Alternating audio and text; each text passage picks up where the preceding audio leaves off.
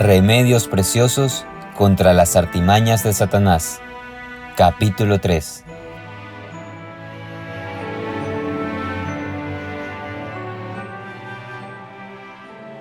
En este capítulo trataremos con otras dos tácticas utilizadas por el diablo para hacer que los creyentes caigan en el pecado. Primero, Satanás les habla que los mejores creyentes de la Biblia pecaron y por lo tanto los creyentes pueden pecar. En segundo lugar, Satanás les dirá que no se preocupen por sus pecados, que Dios es misericordioso para perdonarles.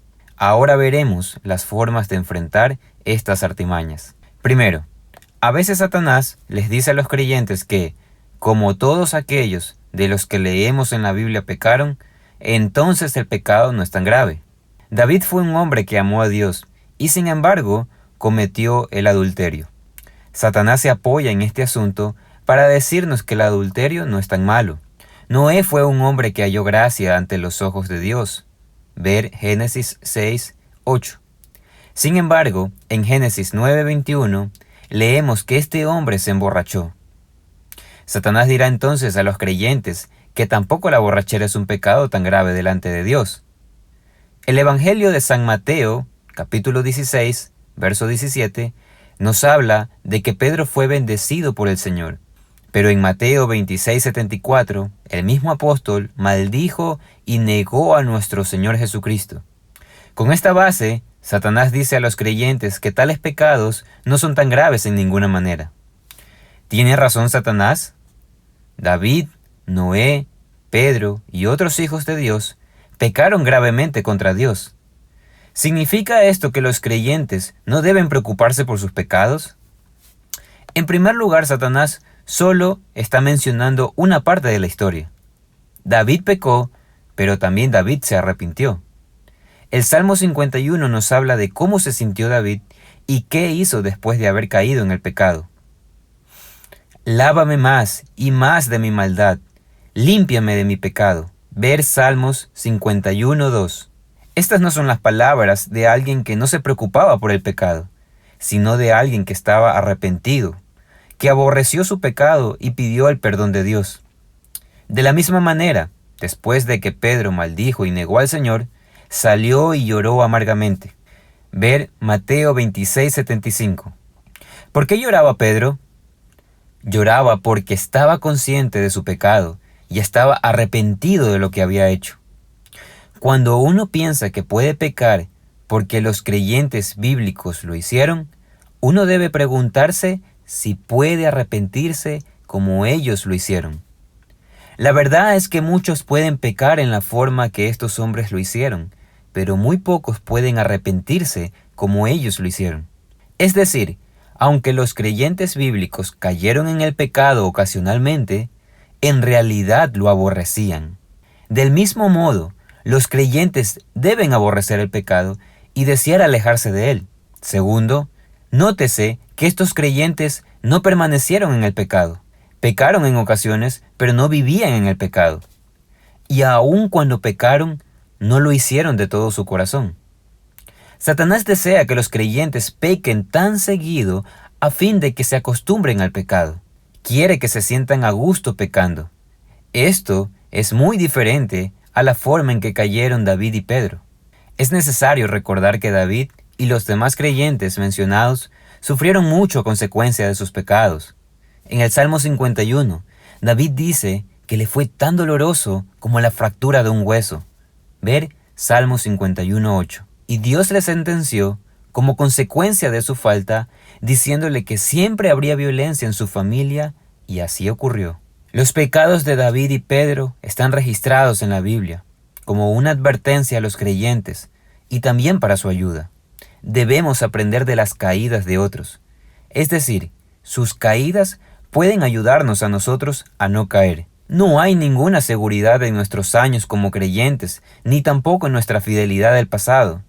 Hay gracia y perdón para los que han caído, pero también hay disciplina.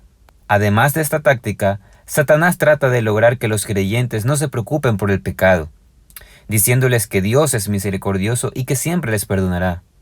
El diablo les habla de que Dios es un Dios de pura misericordia y que está dispuesto a tenerles misericordia, y que siempre estará más propenso a perdonar que a castigar a su pueblo. Veamos a continuación 5 remedios preciosos en contra de esta táctica. Primero, siempre es una señal de que Dios está en contra nuestra cuando no nos preocupamos por el pecado. Cuando vemos que alguien no está preocupándose por sus pecados, podemos estar seguros que Dios está juzgando a esa persona. Es una cosa terrible cuando Dios entrega a uno a sus propios pecados. En una ocasión, Dios dijo con respecto a los israelitas: los dejé, por tanto, a la dureza de su corazón. Caminaron en sus propios consejos. Ver Salmos 81:12. En otro momento, Efraín es dado a ídolos. Déjalo. Ver Oseas 4:17. Esto fue el juicio de Dios contra ellos. Cuando Dios abandona a un pueblo, entonces ya no se preocupan por sus pecados. Segundo, Dios es tanto misericordioso como justo. Su misericordia no anula su justicia. Satanás oculta esta verdad cuando dice que Dios siempre será solamente misericordioso. Cuando Adán pecó, Dios en su justicia lo echó fuera del paraíso. Cuando el mundo antediluviano se corrompió, Dios en su justicia mandó el diluvio. A menos que los pecadores se arrepientan, Dios no les puede perdonar. Tercero, los pecados contra la misericordia de Dios acarrean mayor juicio. Cuando los hombres abusan de la misericordia de Dios, entonces viene su juicio. Este es el orden en que Dios actúa. Ofrece primero su misericordia, pero si los hombres no le hacen caso, entonces son juzgados. Dios mostró gran misericordia y ternura hacia los israelitas. Sin embargo, ellos se alejaron de Dios y le olvidaron. Jesús les advirtió que no quedaría piedra sobre piedra de su templo, y así sucedió. Ver Marcos 13:2. Los judíos fueron muertos y llevados cautivos. Los que abusaron de la misericordia de Dios y le dieron la espalda a sus advertencias fueron objetos de su justicia. Entre más que uno es bendecido, más severo será su juicio si se olvida de Dios. Capernaum, que fue levantada hacia el cielo posteriormente, fue puesta hasta la parte más baja del infierno. Ver Mateo 11:23. Cuarto, los creyentes no deben pensar que debido a que disfrutan de algunas bendiciones de Dios, todo está bien. Todos de alguna manera u otra reciben constantemente beneficios de la bondad de Dios.